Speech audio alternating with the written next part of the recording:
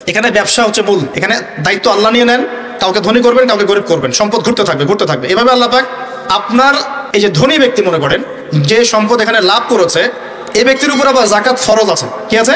জাকাত ফরজ আছে। এখন এই যখন ধনী হবে, হিসাব পরিমাণ সম্পদ আসবে, তখন এই জাকাত দিবে গরিবকে।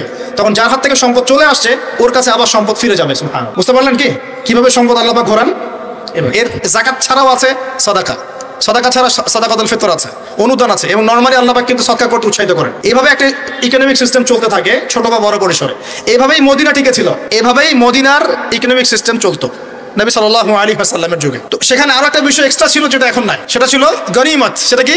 রাসূল সাল্লাল্লাহু আলাইহি ওয়াসাল্লাম সাহাবীরা বিভিন্ন যুদ্ধ এবং জিহাদ করতেন কিনা? না, তারা তো এগুলো করতেন না। ঘর মসজিদে বসে খালি সুবহানাল্লাহ পড়তেন, হ্যাঁ নাকি? বদর উহুদ তো হয়নি ইসলামে, হয়েছে? বদর উহুদ বলে কোনো যুদ্ধ হয়েছে নাকি? এগুলো বললে তো দেখা যাবে বাপরে বাপ অবস্থা খারাপ। হ্যাঁ, জিহাদি বয়ান শুরু করে দিয়েছে। তখনই মুসলিমরা যুদ্ধে গিয়েছে এবং জয় করেছে, তখন বিপুল গনিমতের সম্পদ লাভ করেছে। বুঝতে পারছি? গনিমত মানে ওই যে যাদের সাথে যুদ্ধ হচ্ছে ওদের সব সম্পত্তি মুসলিমরা তখন পেয়ে যায়, কারণ ওগুলো ছেড়ে ওরা পালিয়ে যায়। এটা এর মধ্য দিয়ে মুসলিমরা ব্যাপক সচ্ছলতার মুখ দেখেছিল। খায়বারের যুদ্ধে জয়ের মধ্য দিয়ে মুসলিমরা প্রায় 1/3 সম্পদ পেয়েছিল আরবের মধ্যে। জাজিরাতুল আরবের 1/3 সম্পদ শুধু খায়বার যুদ্ধ জয়ের মধ্য দিয়ে লাভ করা হয়েছে।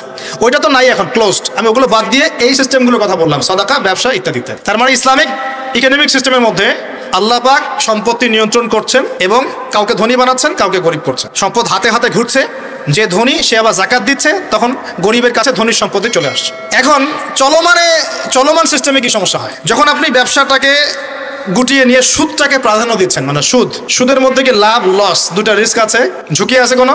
সুদে আপনি যখন খান, আপনি কি বলেন যে ঠিক আছে আমি 100 টাকা নিলাম, ব্যবসায় লাভ হলে আমি দিব 50%, লস হলে 50%। এটা তো সুদ না, এটা কি সুদ? যখন আপনি বলেন যে আমি 100 দিয়েছি, আমাকে 110 দেওয়া লাগবে, 100 দিয়েছি আমাকে 110ই দেওয়া লাগবে, আপনি তো লসের রিস্ক নিবেন না। নিবেন? সুদখোর কি লসের ঝুঁকি নিবে নাকি লাভের শর্তে টাকা দিবে? এখন যখন আপনি লাভ লসের ঝুঁকি নিচ্ছেন না, তখন একজন লাভ করা একজন লস করার কোনো সিস্টেম বাজারে থাকছে না।